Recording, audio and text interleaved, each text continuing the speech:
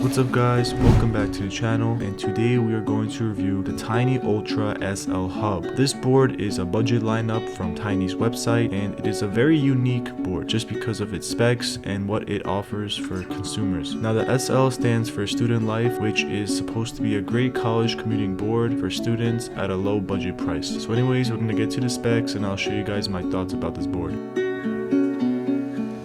Starting off with the price, this board will be around $399 right now at its discounted price, which is a fair price for a budget board these days. But anyways, moving on to the dimensions, it will be a length of 38 inches with a width of 12 inches and a height of 5.3 inches. And the weight of the board will be around 18.3 pounds.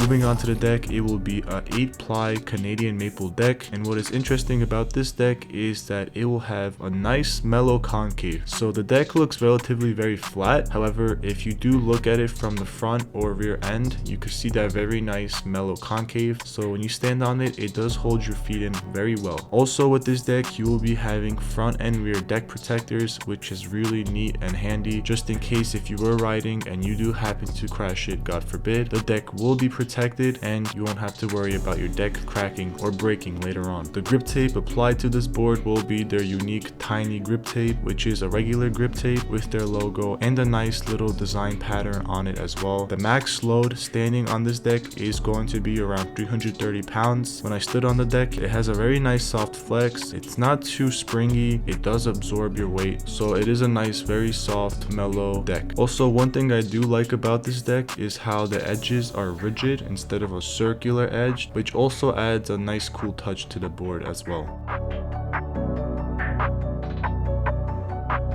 But anyways, moving on to the trucks, they will be a 7-inch reverse kingpin truck with a 43-degree base plate. Now 43 degrees is a unique degree for a base plate because most budget electric skateboards will have base plates varying from 45 degrees to 50 degrees. So because of the slightly lower degree angle of the base plate, you will be feeling a little bit more lean with the deck as you turn, and you will be actually making pretty sharp turns. When I got the board out of the box, I was able to turn and carve really smoothly and really sharp. Looking at the bushings, Tynee will be utilizing a 95 durometer bushing on the front and rear. When I test rode this board, it was a very carvy and smooth experience, especially out the box. The bushings were set very loose and I was able to make very tight turns. As you can see here, I was going in a circle and it was very easy to make sharper turns. And with that same tightness of that bushing out the box, I was able to hit its top speed. Yes, it was a little bit sketchy just because they are loose, but it was doable. I did tighten it up 1/2 spin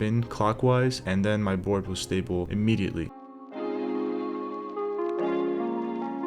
Moving on to the wheels, Tynee will be using a 90mm by 62mm with a 78A durometer in the front, and in the rear it will be a 90mm by 60mm using a 83 durometer sleeve. Generally with hub motors, the softer the durometer, the more it's prone to crack up and break, and the sleeves, they don't have a lot of urethane in the back, so you definitely do need a higher durometer for that rear wheel. But anyways, when I was riding and carving with these wheels, they are very grippy wheels, very wide contact patch, flat wheels, so you definitely get that grip on the road. They're very grippy and they are very soft, chunky wheels.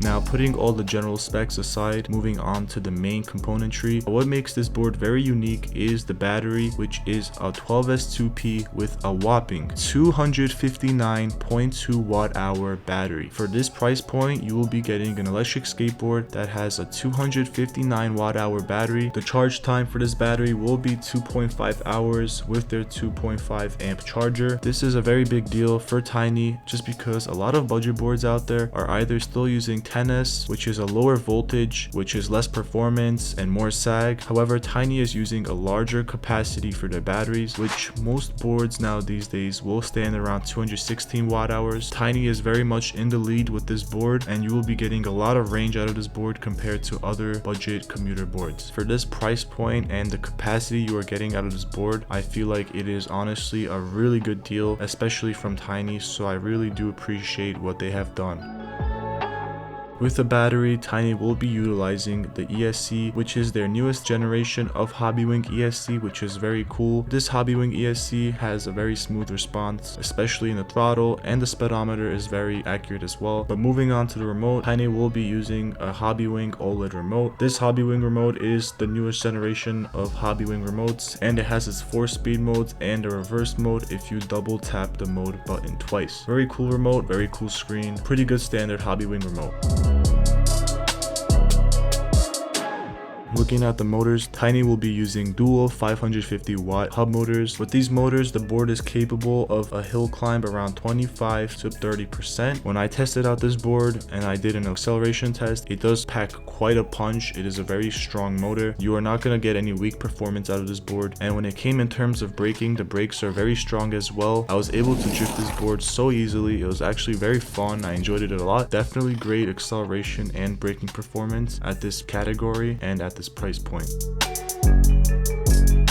The IP rating of this board will be IP54. IP54 generally would mean that this board will have some resistance, such as puddles or slightly wet roads. I decided to open the board up just because I was curious enough to see how everything was packed inside the board. And when I opened up the board, you could see the nice foam padding. And if you look at the componentry, all the wires are actually zip tied and they have a plastic film over it, a clear plastic film which has been shrunken down, heated up, just so those wires don't loosen. Especially when you own a budget electric skateboard, a lot of these wires could loosen up from the vibrations from riding. Definitely a very smart thing Tynee has done, just keeping all those wires and componentry together just to keep the riders safe so you don't fall, just so they don't loosen up. I generally wouldn't recommend you riding this board in the rain just because of the foam padding. It could definitely absorb a lot of water in, and if you ride it too much in the rain, there is a small chance it could damage your ESC or battery. So I would definitely try to avoid puddles or water riding. Moving on to the top speed, this board will have a top speed around 28 miles per hour. Yes, around this price point, you are getting a board that is capable to reach speeds up to 30 miles per hour. When I tested out this board, I hit a top speed around 29 miles per hour. That is insanely fast for a budget board, especially a budget board that is around $399. You will definitely be flying on the streets with this board, especially in mode 4. Mode 3 will be around 21-22 miles per hour, so it's definitely more mellowed out. So you will be getting more range if you did stick to that mode. However, looking at the range, Tynee is advertising around 20 miles. When I tested out the board, I am a 165-pound rider and I was riding in around 40 to 45 Fahrenheit degree weather, and I got a range around 9 to 14 miles in mode 4. I am highly sure if you did ride this board around 12 miles per hour in mode 2, you could definitely reach that 20-mile advertised range, especially in a nice summer day and nice warm weather with perfect riding conditions. Another feature that stands out for this board is the app. So Tynee will be using this app called Tuya Smart, and this app is available on iOS and Android. So when I go on this app, it is actually a pretty helpful app. You can see the battery percentage on this app. So if you don't like the fact that the remote shows bars only, you could easily go on the app and it will easily show you the percentage of your board battery. Now you could also track your ride, and you could also do other cool functions such as turn on or off cruise control. You could even lock the remote. You could turn it off on the app so you don't have to throttle the board by accident.